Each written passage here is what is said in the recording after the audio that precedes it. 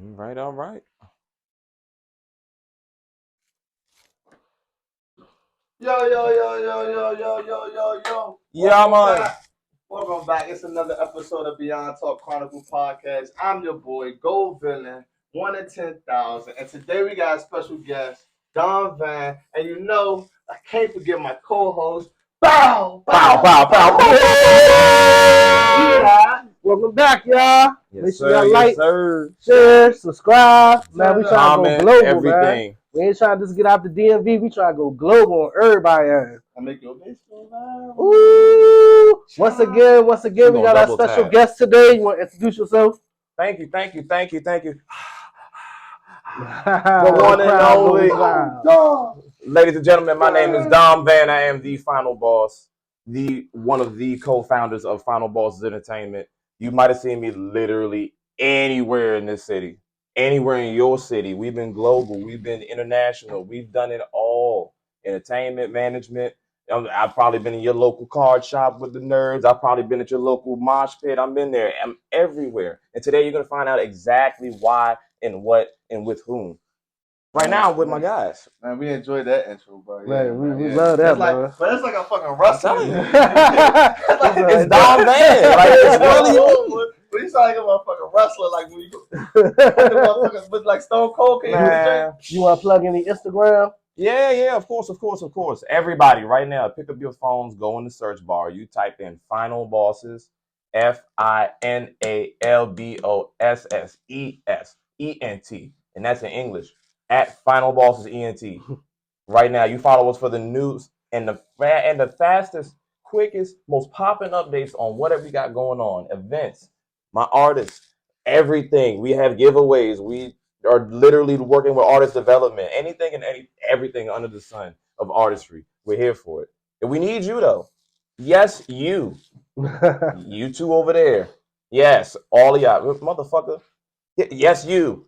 Yeah, you in the back waving your hand. I think that's DJ Best Friend actually, for real. Hey, God damn, y'all got some legends in here, right?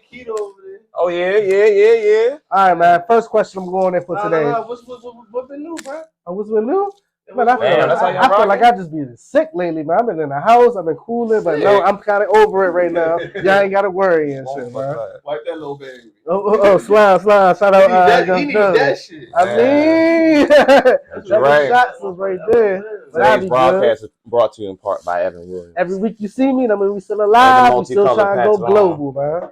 Hey, Patron, we always trying to get promoted by Patron. So if y'all want to drop a check to the podcast, you know where to find it. Yeah, we'll put it down below. Thank y'all for tuning in like always, bro. But you said you've been sick, bro. I hope you don't got COVID. No, I'm good, bro. I got kids and going to school, so they bringing home shit. It's just small shit, man. I'm good. I'm gonna get over it in a week. I'm a man. Ain't no patient first over here. So what's been going on with you? Lately, bro, like this podcast shit, like kind of like stressing me. Like, man, this shit, I almost even stressing me, bro. But the amount of people that's been like the volume of people that's coming in, like hanging on pipe. They say the crown is as heavy as the head. Hey, hanging on pipe. I'm like, all right, bet. So now I'm trying to respond. And please, I do check all DMs and read all comments, and I will get back to you in a timely fashion. You know what I'm saying? But it's kind of like, so we're trying to keep the quality. And dish it out too. You know what I'm saying? It's just us. You know what I'm saying? And make sure you keep sending your fan talk and fan questions because we're gonna read them every week. You never know. We'll be gonna pop up in here. Me and George been previewing a couple of them, and they wild out here. You don't know who might come on the show. We got some. All right, man. Let's get back to the guest, man. He the main person. Yeah. Man, what's it take to go into making a venue in an event? Well, first I'm gonna say this. You have to really, it's going to take some investment. And that's in selling anything. Any hustler, any good salesman, anybody that actually really wants to make a dollar will tell you, you got to be 110% investment when you're on the job. You actually have to think practical, and you actually really need to be hands-on. You can't be no just do it yourself kind of person. You need your team, but you can't also be point and shoot type shit. Right. So with all that said, that kind of interaction, we kind of work with that with our group, especially with and planning. For Okay. for example, we have a few events on the calendar. Realization comes with surveying what's going on in this field or what's going on with this. Pretty much what your customer is, Yeah, you customer know what I base mean? is. Okay. So I give a quick example, quick plug also. We're aiming to have a women's event in March. The scale and magnitude, the details and specifics, we're just so, like, for example, this would be one of the first events where I'm not so hands-on because I'm not a woman. But that's the final boss experience. It's like, oh snap. Usually my Dom's the MC, introing the artist, doing the giveaway stuff, some or working with somebody. Yeah, I might be there just to help, but for that event, I might have somebody else, say, of the female persuasion, obviously, working that event, head of that event. But it's Smart. but just trying to keep it very, Keep that business. keep it thematic, keep the business, and also keep the originality of Final Bosses. The whole basis of Final Bosses is giving the people what they want, but also selling the cool. It sounds like you making a plan and you executing. That's all you To the can do. T. Yeah, That's all you can do. And it also, it's not even just, it's, I want to reiterate, it's not the plan, it's a plan. Because I've had many plans before. Shit is trial and error, but you never know unless you actually get up and do that shit. Okay. So what does it take? I mean, you said trial and error. So what does it take? Like, So point in case. is it more losses or do? Oh, hell yeah, more, made way more losses. So how does the loss? I mean, so how does when you win? How does it feel? I mean, when you finally do win. It more so feels like you don't want to hark on the win so much, because I feel like a loser when I do that, because I'm just like, oh, you pressed over this one, you can get another one. Don't just sit on that win. Okay. And that is part of the motivation.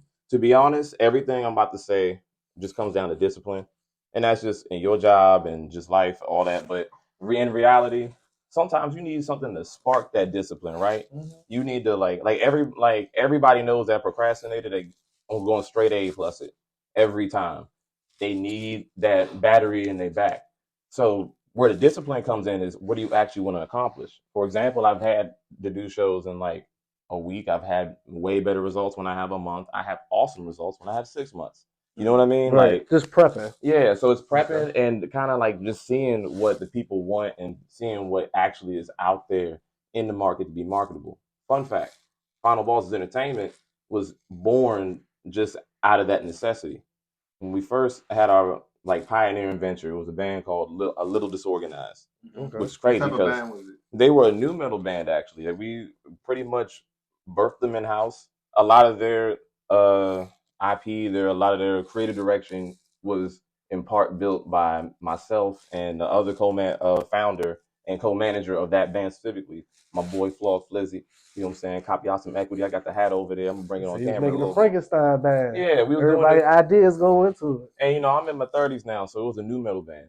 It was people in our new metal, bro. So new metal was like that. Y'all remember that like Linkin Parky type bounce with it? It wasn't like just straight up like the Beatles, but it wasn't just like, you know what I'm saying?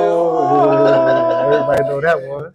Come on, man. Jay-Z had them too, bro. Like, but don't get me down that rabbit hole. We can get as a whole different pod, but I'm a rockhead. We're gonna get into that later as well. But as far as the business with Final Bosses, it was just like, all right, I have to start somewhere because they're a new metal band.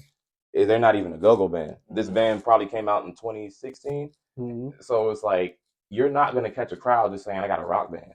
So part of what Final Bosses did was reach out to rappers, rockers, artists, DJs, all kind of different pioneers and mad lads, just to try to get everything together and just trying to get everything to a point to where the interest is the culture.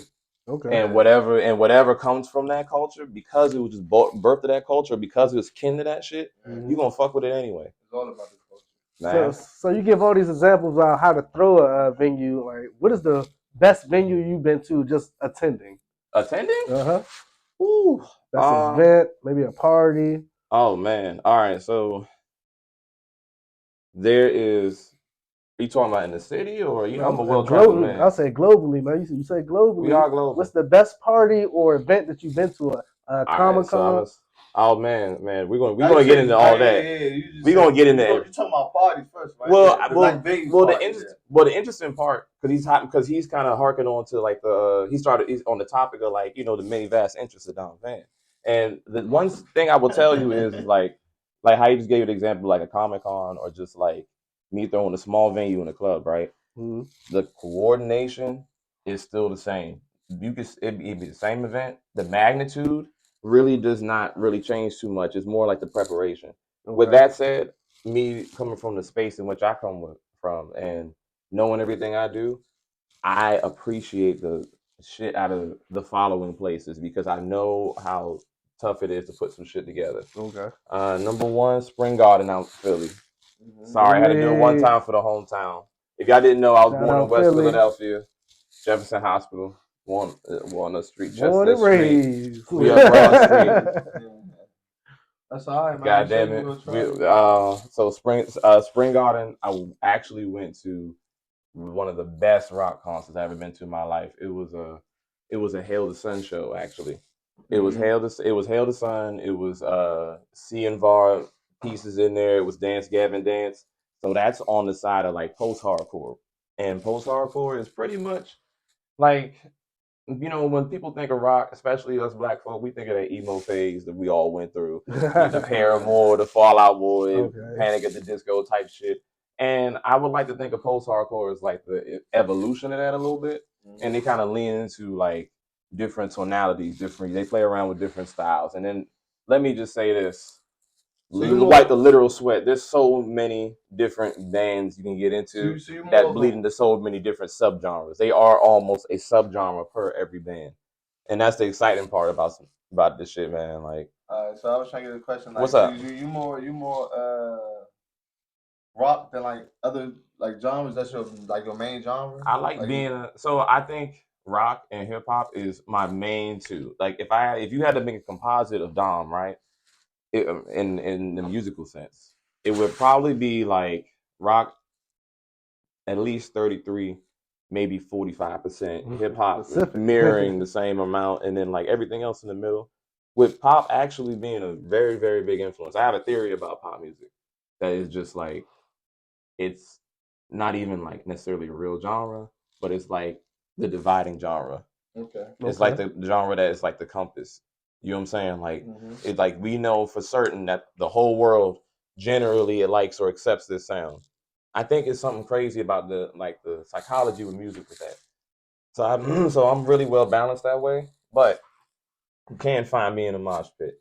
You can find me right behind your favorite backpacker in the rap cipher. I love for the music that, especially at live events, brings a certain level of energy.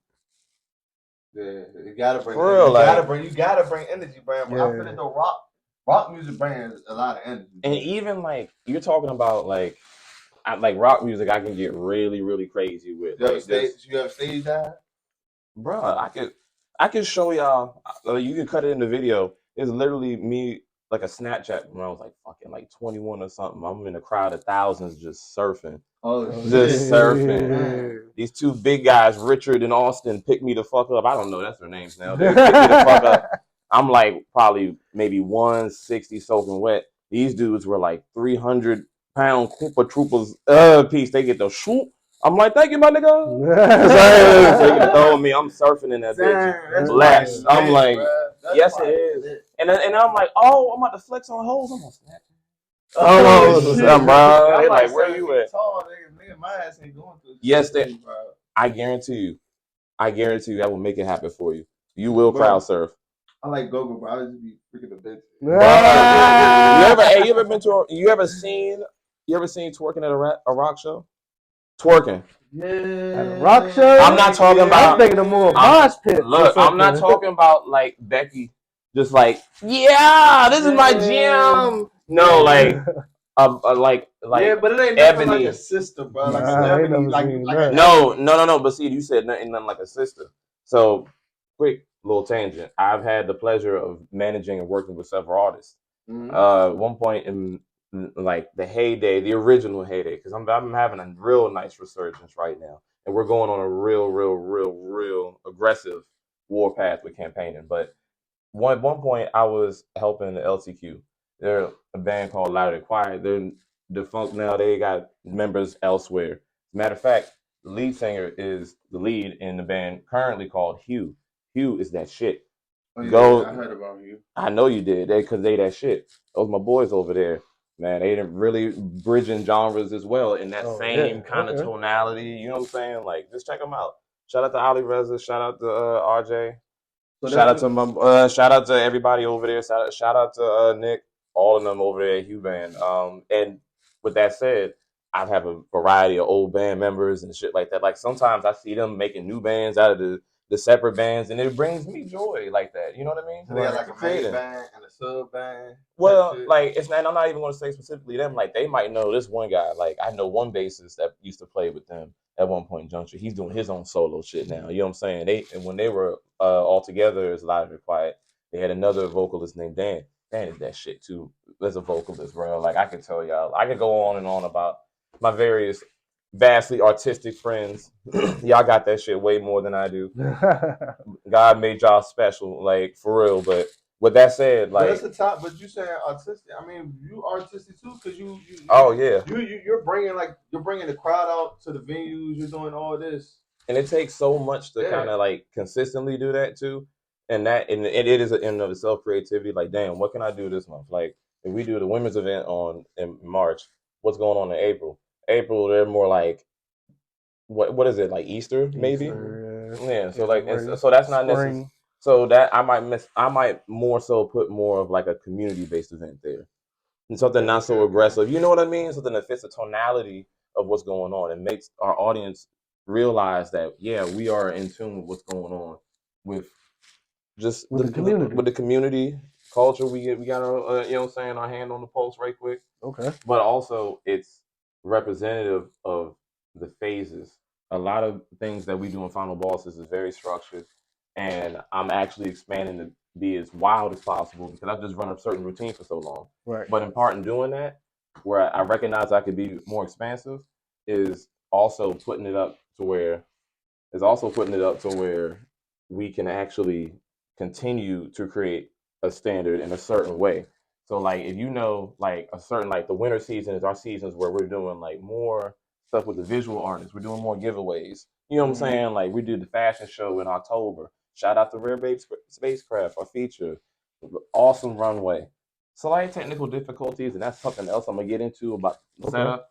But like beautiful events across the board, but we time them a certain way, we structure them a certain way, and we actually highlight certain features a certain way, like especially like artists or a certain thing we're doing right now. We're doing an art event, and we're doing like a painting event or something like that, and we'll maybe bring like a Go Villain out. We'll maybe bring like a poet out or something, right? So could we kind of get everyone in the same room? That's the goal.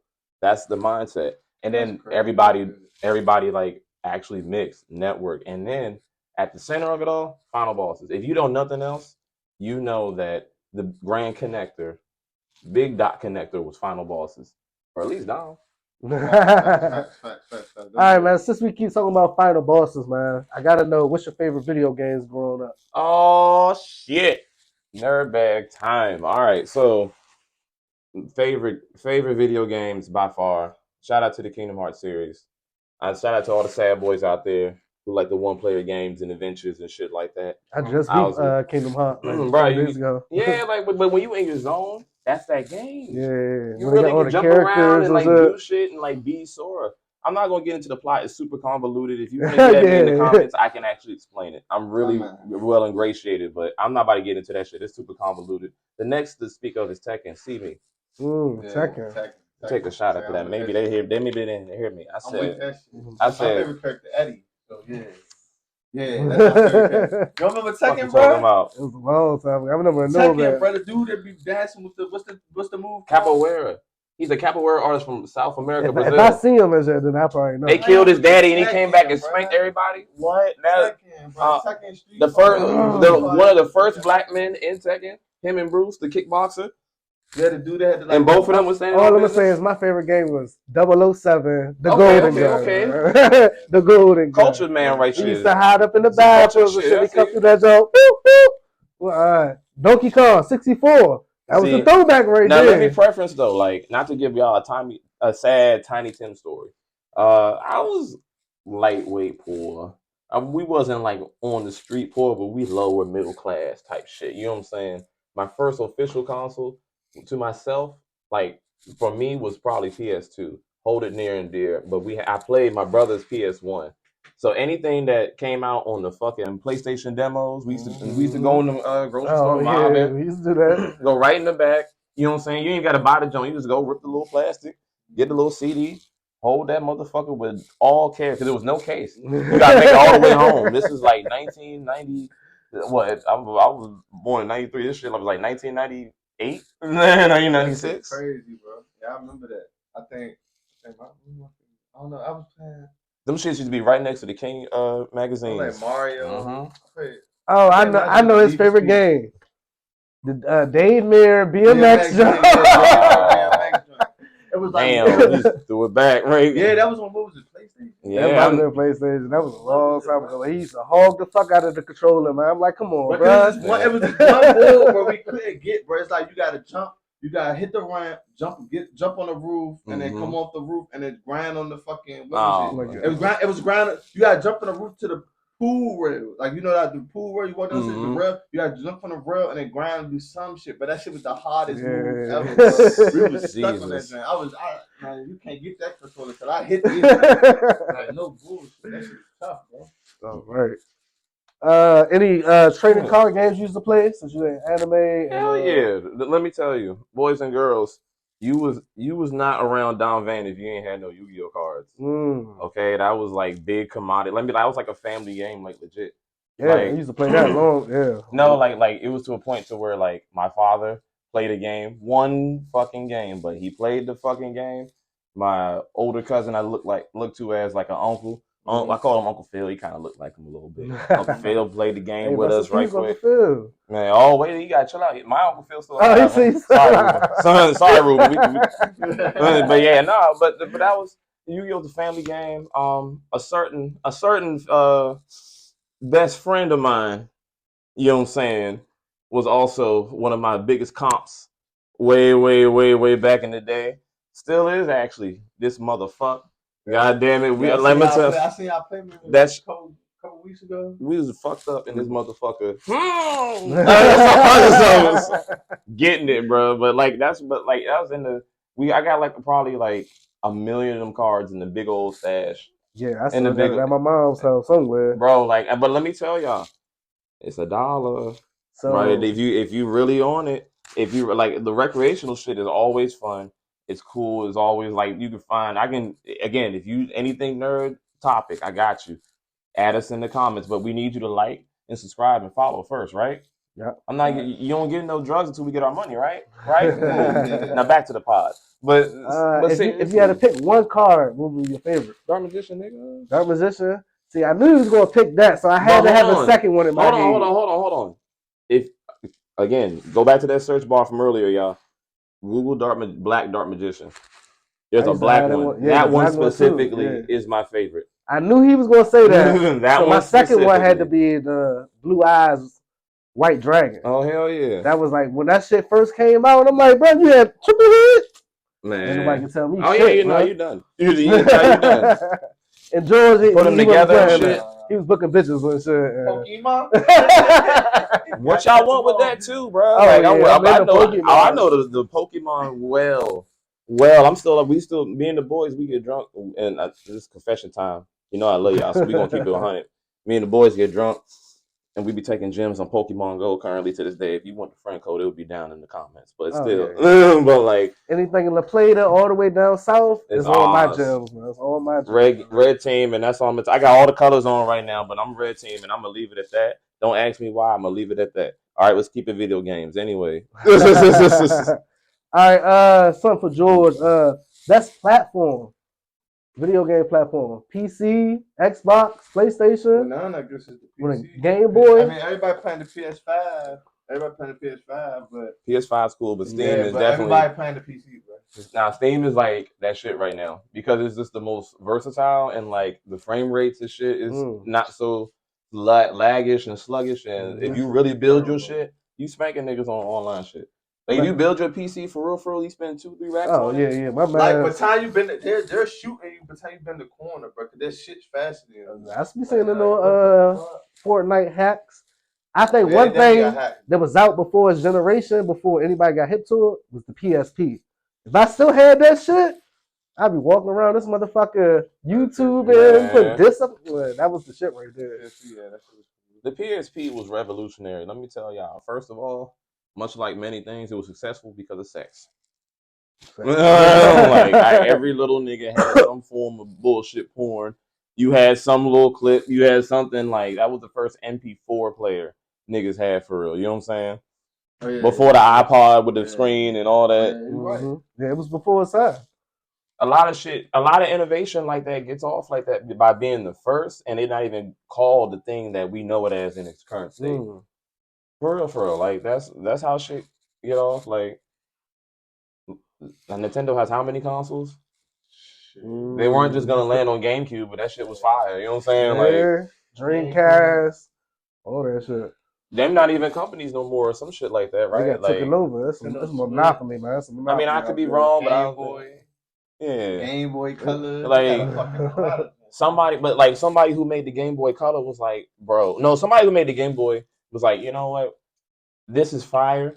I'm going to tweak this one thing, and it's gonna be a color. We gonna get them, bro. Like, they made an extra bag off this. It's the same thing we do with Jordans.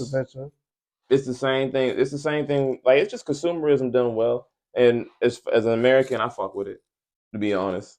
For sure. Hey, so are the trading cards and stuff like the Yu-Gi-Oh cards, are they worth investing in? I'm gonna tell you, the number one card to buy right now is Pokemon, Magic the Gathering, and I'm gonna tell you the quickest way to sell your Yu-Gi-Oh cards at home, because mostly, like, I get this question a lot because a lot of people have these the most, right? Mm-hmm. Go on YouTube, look up 20, right? Whatever year this is as we record this is the year 2024. You look up whatever year it is, 2024. Like, you can type in like strongest decks or whatever. Look up the fucking list. Just see what you have at home. Even if it might be one little card that you have, like them Blue Eyes White Dragons and all that shit. Them shits is like $1, bro. Like, they printed them like 40 times, bro. Mm-hmm. They get the same. Like, for every generation of 5-year-old, 6, 7, 8-year-old kid, they're gonna print it again so they can see Blue Eyes. You know what I mean? Mm. Nobody give a fuck about that shit. They give a fuck about the shit. That's my second best card right there. I understand. I fuck with Black Dark Magician, but apparently that's not what's hot with the kids. It's not making me no money. They don't like the things we used to like back in the day. They want the fancy shit and the glossiest card. Yeah, but that's what I'm saying. Like, they got different rarities and all that shit. Like, it's all paper with fucking foil on it, but the odds of finding it versus the kind of foil it is make it $100 card, $200 card. You know what I'm saying? And so I urge people. Maybe be buying them. Take your time. Go through your deck. What you want to do is, in order to sell them, I'm going to tell you, number one, eBay's cool, but I would just straight up just take some time. If you're really trying to sell them, because here's a scenario I really run into the most. Do they got some counterfeit joints? Yes. Yeah. Don't sell the counterfeit joints. Don't try it. You're not going to get them off. People going to look at you like you weird. I'm going to tell you. That weird guy in the community, bro. But I'm going to tell you what you do is, because I'm going to tell you what happens. Somebody like, bro, I got all these. They know I'm like an anime nigga, right? Mm-hmm. And even not for nothing, if I don't use these shits, my brother in Philly, he get them off too. You know what I'm saying? So, like, he do shit. His people, that's the first time I seen a nigga. You can hold me on record. This is the first time I seen a nigga get his hair braided and like win a game of Yu-Gi-Oh! And the nigga apparently won like $1,500. He paid his rent.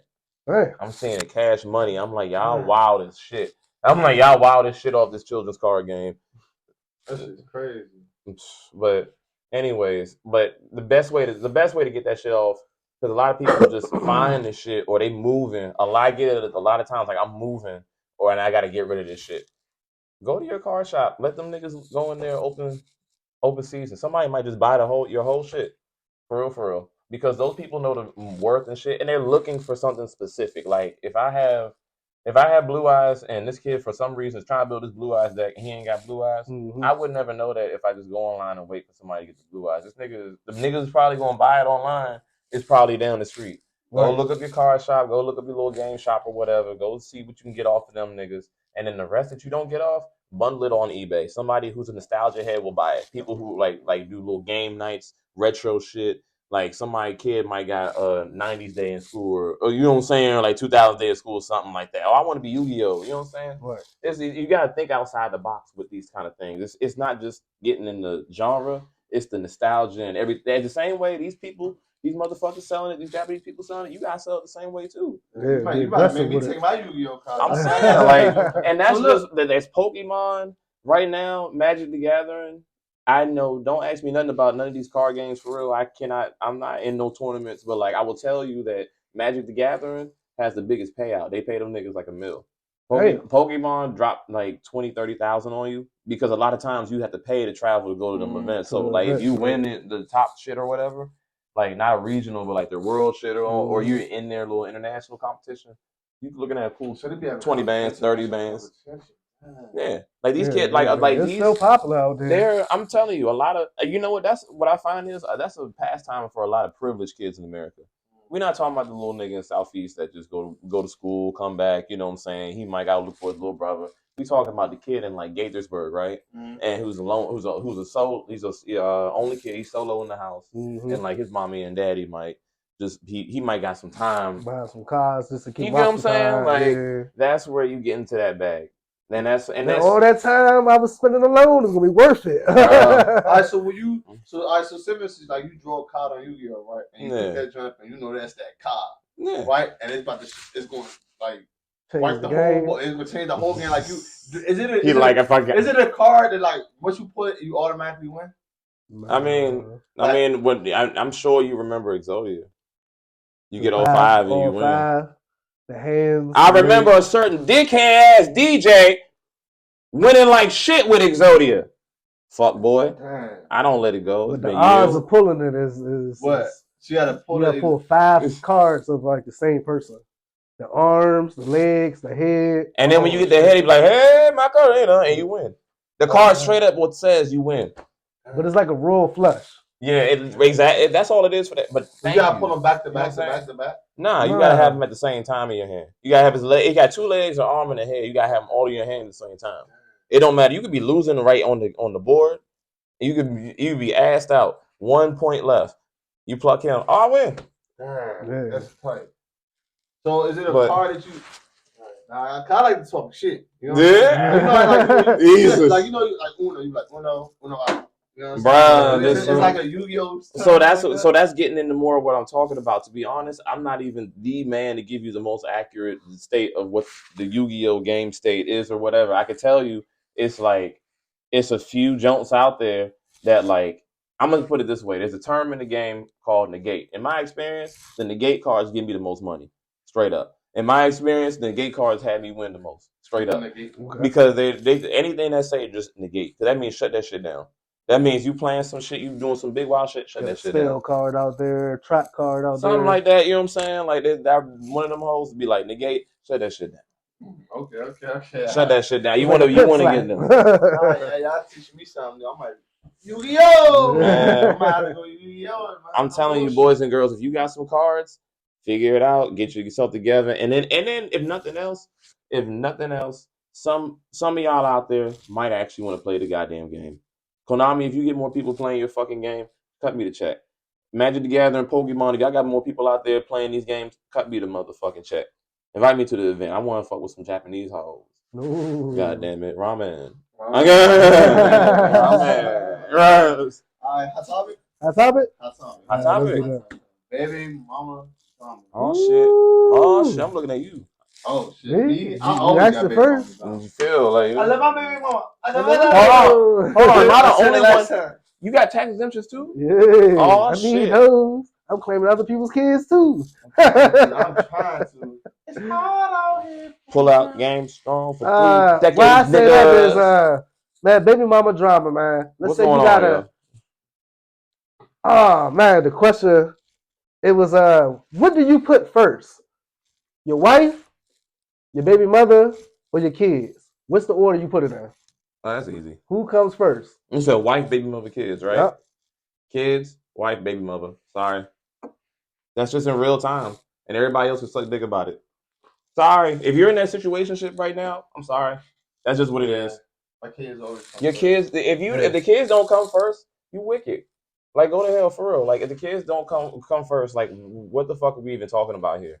The kids shouldn't even. The kids is like the number one. Like, that can't even move. I say the kids, the wife, and then the baby mother. The baby mother should always be at the bottom because that means you still got feelings for her. Yeah. If you still had more feelings for her, it should probably be close to the top. Fuck feelings. You should always have. Niggas be trying to still hit their baby mother. And that's the look, difference, man. Hold on. The number one problem is that niggas don't have respect for their baby mother. That's why you keep trying to hit the bitch.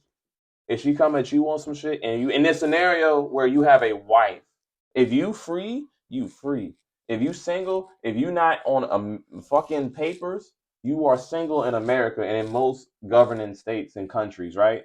But if you got a wife, and baby mother is still like in the picture past certain circumstances, you're doing it to yourself.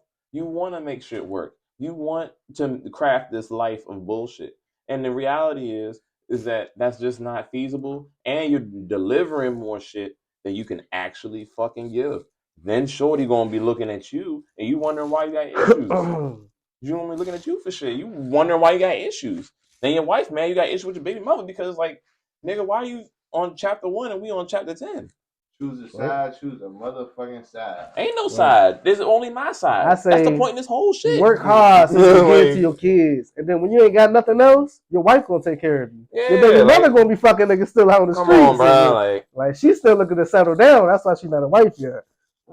Ooh. Yeah. All right. Bow. All right, next hot topic is DC crime, man. This shit is going outrageous out here. They said in the first month of 2024, there's been an 80% rate in homicide, car thefts, and just niggas getting their ass whooped in general. What do y'all think about it? What do you think about this new youth out here? I think we need a Batman. And it's funny that you said that it was the youth, right? Because in all honesty, we know it's the young niggas. We know it's the little niggas because the old heads, they got too much shit going on, honestly. Right. So like every old head I know that even was on some even relatively like slimy shit or bullshit, they got just too much going on to even be footmen like how these crimes are happening. Mm-hmm. A lot of these crimes are happening like 1-to-1. It's not so many. You know what? It's not so many setups as it is just like crimes of opportunity. You know what I mean? Like just little niggas just they feeling themselves. They gonna do that shit because they want to do that shit, not because they actually plan no crime or I feel like in the heat of the moment or they just try to impress their friends. Oh, watch me steal this car right here, and I feel like they're exhibiting their freedom, and this is why I think we need a Batman. I think Batman need an effing because somebody needs to be made an example of. Okay. So next question to that. If there was a Batman, would you want Batman to kill these kids or just whoop their ass publicly? Look, somebody has to be made an example of. Somebody's a little dickhead. I'm saying that on some like, and in reality, as a God-fearing man, as somebody who loves people, I don't want nobody to die. But realistically, what's going to happen is in that hypothetical scenario, if there was a Batman for DC, someone is going to die because someone is going to lethally try Batman because they think that they are that shit. Mm-hmm. And the problem is, I'm gonna tell it as a Philly nigga and living in DC, and I've predominantly been raised down here, right? Like I go back and forth all the time. Like I'm known on both sides, but like I'm gonna tell you, shit is not so bad in the DMV. Pussy ass niggas, stop it. You live in your mother house. Even it's suburban DC niggas now. In my tenure as being like a young nigga, I'm in my 30s now. Like there was no like suburban DC niggas. You know what I mean? There was a little bit of grit. There's a little bit of off the porch shit. Everybody got a fucking Nike Tech Scully that their mama brought them for Christmas. Y'all niggas got the same Glock from the same nigga. The same y'all niggas got the same. Nobody got no variety shit. Ask them little niggas to pull out their piece. 15 attempt. You know what I'm saying? Like bro, like a 17 straight quick type shit. Like they know not like if for what they're portraying. For what they're trying to do, for all the little poo shiesty juniors. Oh my god, that shit is just ass. And then I'm saying I wish a nigga would try, and it's not even like I really don't wish that, but it's like I'm to the point to where it's like I'm the type of person that I really believe everybody needs their own firearm. I don't condone violence at all, but I feel like if you need water and you need electricity, you need a firearm. You need a firearm, bro. Like you need like it's getting to a point to where if these kids have this level of accessibility, if they cannot be cut from their source, we need to have a source. Okay. I like that right there. I'm just saying, like it just needs to make sense. For all the little niggas out there in the city that's doing wrong. A quick anecdote. My young man died. One of my little cousins, I looked at him like a little brother. Rest in peace, Malachi. He died off some dumb shit. He was doing some fuck shit. I want you to know he was violating. He was doing some he's a suburban nigga. He's a nice young man. He just happened to live on MLK. Like, you know what I'm saying? Like, right, I know, I understand them niggas was in with me and gang playing Yu-Gi-Oh! Right in the same childhood shits. You know what I'm saying? Mm-hmm. Like, when I remember giving them all my toys and games and shit once I turned like 21 or whatever. And that hurt me to find that same young man, like maybe 4 or 5 years later, once he was 16, he get fucking shot. He get in the shits. Why? Because he's fucking around. He might owe somebody money. Some dumb shit happened with some weed deals. Just whatever detail you think it could have been dealing with a young nigga, just imagine it itself. All these young kids out here need a better sense of direction. Mm-hmm. There was a point in time where DC had jobs for young people, like just straight up. They had something for these people to do.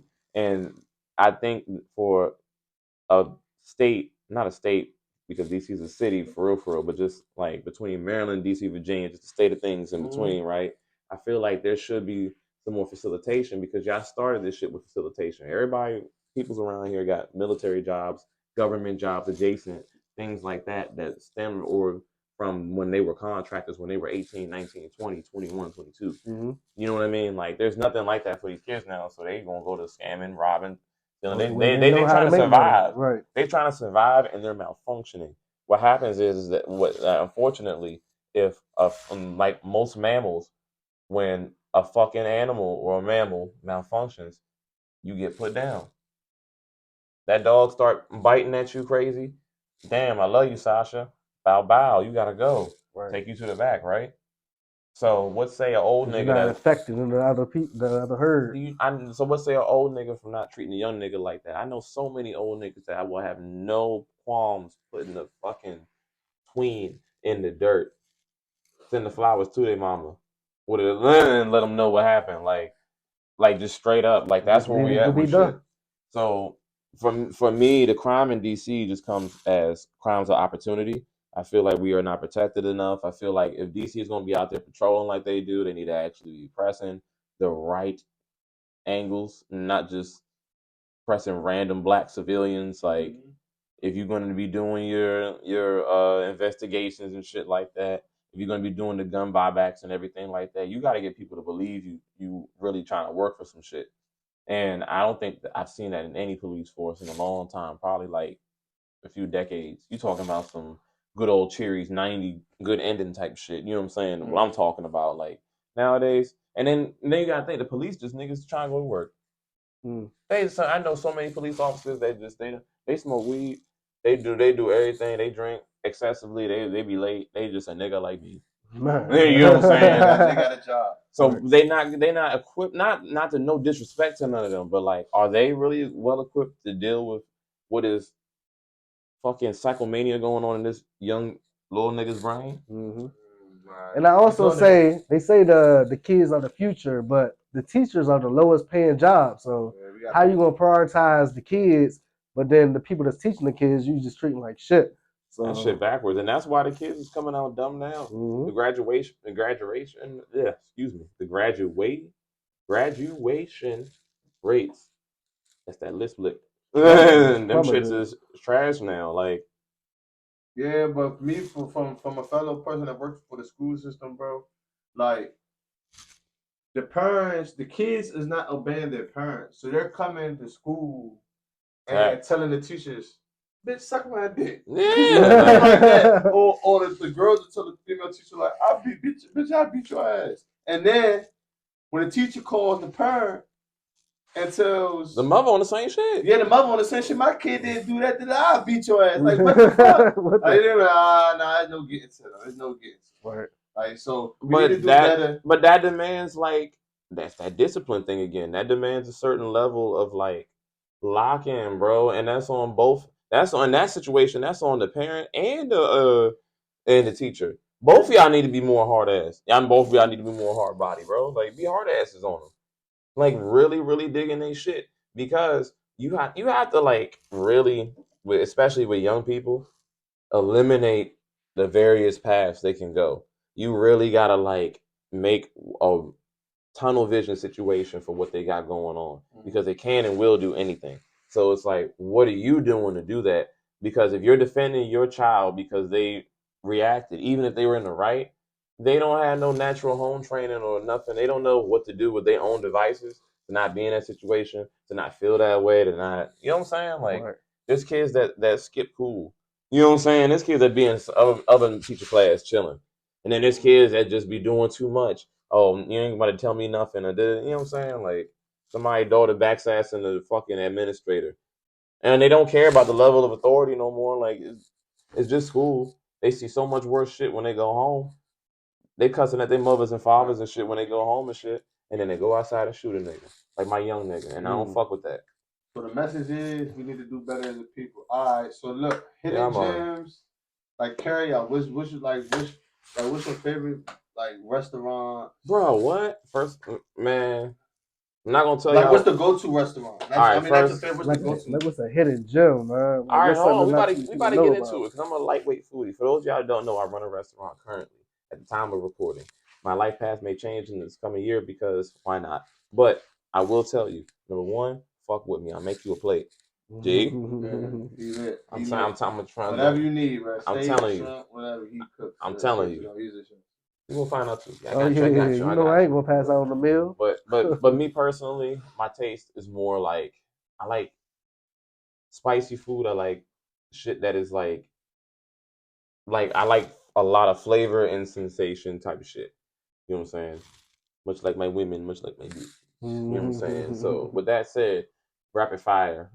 Shout out to El Paisa, literally down the street from Social Entertainment Studios, where we're actually live filming right now. Quincy Road. Talk to him. Next, you have Rick's Cafe. I am Jamaican. I'm half Jamaican. My mother's from Spanish Town. Big up the Ardenal. Yeah, man. That shit fire. That shit, that's all I can say like that, and it's authentic. I can tell they authentic from just how they cooking. You know what I'm saying? I know like a bit of patois. Like my uncles and aunties, they speak like level 15 patois. I'm like level 5. You said 5. You know what I'm saying? Like I know. Just know so they can understand. Yeah. Really, really tap in. It's kind of crazy. Like my Uncle Keith, we really don't know what he's saying. You talking too damn fast? He married everything. We know he's a good man, but damn it, Uncle Keith, we don't know what you're talking about. I don't think we ever did. I don't think we ever did. We about to get to this fan talk real quick. All right. Shake this bitch up, man. So explain fan talk to them, man. Man, fan talk is our audience. They sending in questions. They sending in comments. How did y'all do this? Why did y'all do this? And we got questions for the guests too. So anything is just coming from our audience to try to build our brand. Here we go. We're gonna shake it up. All right, you first, bro. Oh, me? Oh shit! So how let's take this off. Rich nigga shit. You know what I'm saying? All right, so I just picked one out of here. It could be the wildest questions ever. Is this one or like? Let me see. Is that one or like a few together? That's one. Who the fuck wrote that? That's what I'm like. I was trying to shuffle to avoid that, John. It was just there. I was like, fuck it, I'm about to just grab it. We'll take it out. All right, let's see what it's talking about. How much is the price of tea in China? Where did that come from? Well, I would imagine that because that shit is like water to them. I think like really, really, really good steep tea is probably like a pretty penny, probably like 20 American dollars is. Get some real Starbucks. Get some real good chai. Okay. You know what I'm saying? But like, you know, they got like different type of teas, like black tea and English tea, and like they wouldn't have English tea in China, right? Mm-hmm. So like I would feel like they will only have so many flavors. So I'm gonna go ahead and say $5. Okay, that's a reasonable answer. I ain't never been there, but I had Starbucks, so that's like a good $15, $20. So Nigga, don't they do coffee? I don't know.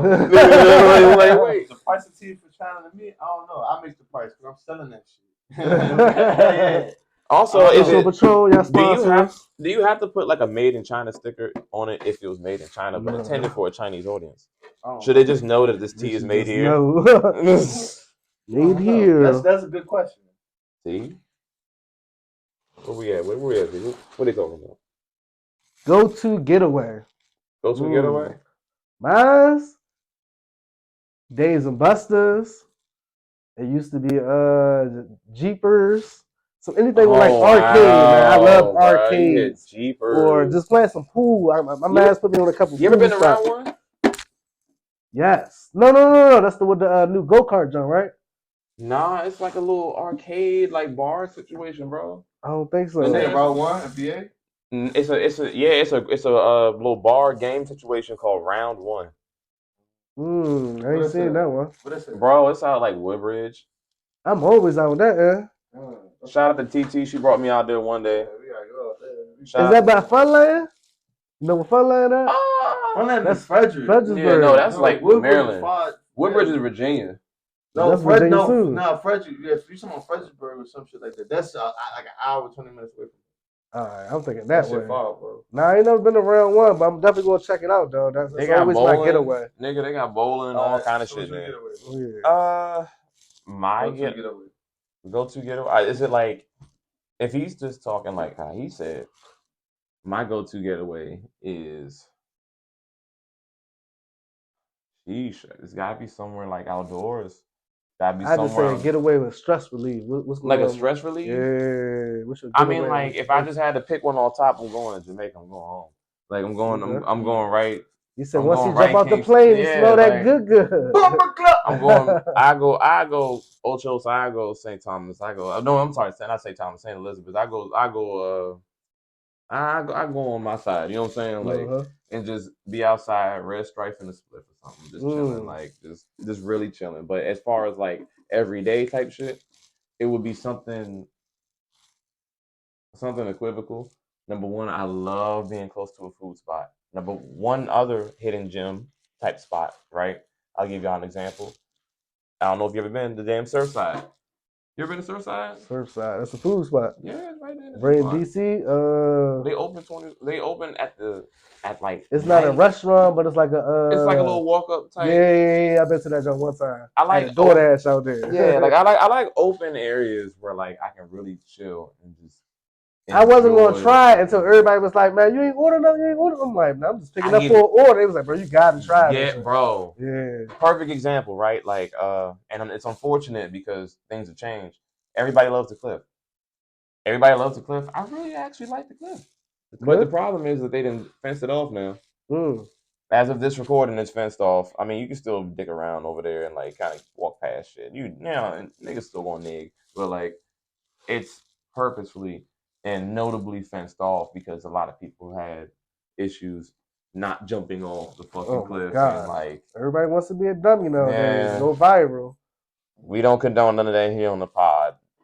I tell y'all to be careful in all open spaces and places. But my happy places, my go-to places like stress relievers, calm downs, somewhere outdoors with a little bit of Wi-Fi. Don't let me be in the grass with my laptop. I'm there for hours. Hey. So I think my go-to getaway is Ocean City. Hey, you see what I'm saying? We need fresh air boys. You know what I'm saying? I've been doing this since like 16, but we showed cars nice. to go to Ocean City. We took bitches cars to go to Ocean City. Bitches take cars to go to Ocean City. I ain't gonna criminate myself, but yeah. Shout out to all that shit over there. That little Ocean City, Southbury, Delmarva shit over there. It is always the spot. I worked over there for a long time, and Delmarva hoes crazy. That's crazy.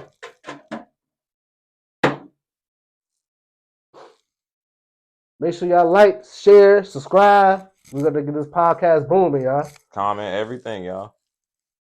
What we got?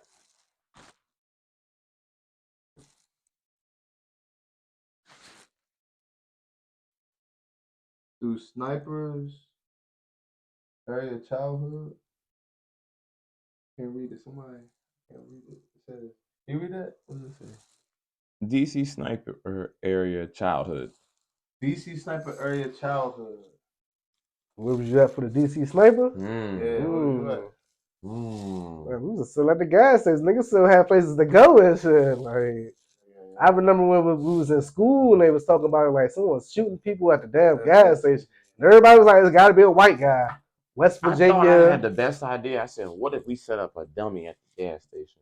First of all, I thought my gas station was the gas station. I know there's other gas stations, but you get attached to your little local corner there at the gas station. Mm-hmm. I'm like, all right, y'all, I got my own gas station. First of all, I dropped that revelation like it was like actual, like doing something. Like I got my own gas station. It's not mine. It's just a fucking Exxon down the street. I'm like, we just set up a dummy right there. We in Southeast. He gonna shoot us because he think we in Southeast and ain't nobody gonna come. But then we got him, and then you shoot him back.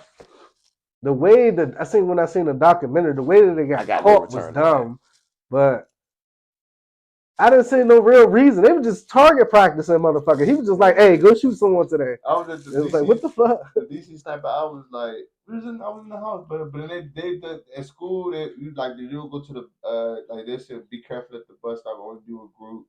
And they said if you see the shooter running zigzag, so it's hard to shoot. You look at retarded shit. And they're professional fucking snipers, but they're gonna hit you. They're gonna hit you. Right. Yeah.